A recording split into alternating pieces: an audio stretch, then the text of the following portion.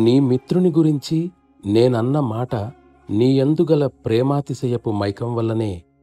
అయినా నేనందుకు ఒక విధంగా విచారించవచ్చు.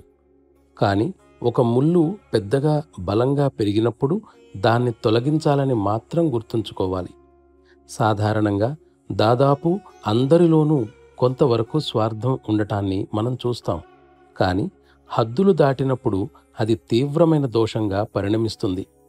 ఆధ్యాత్మికతకు సంబంధించినంత వరకు స్వార్థం లేశమాత్రంగా ఉన్నప్పటికీ అనేక దోషాలను సృష్టిస్తుంది. ఈ విషయంలో నా అభిప్రాయాలు సరైనవిగా గ్రహించవచ్చు.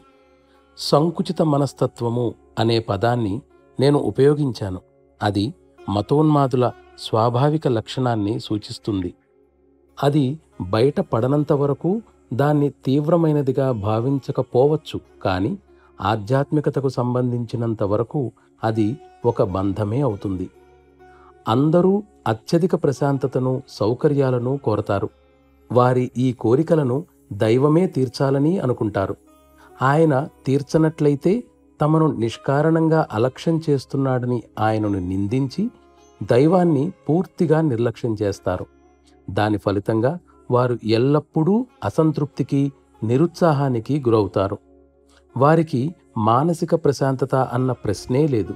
కాని కొన్ని సమయాలలో, అది కొందరి విషయంలోనే, ఈ స్థితి వారి ఆలోచనలను దైవం వైపుకు మళ్లించటానికి దోహదం చేస్తుంది.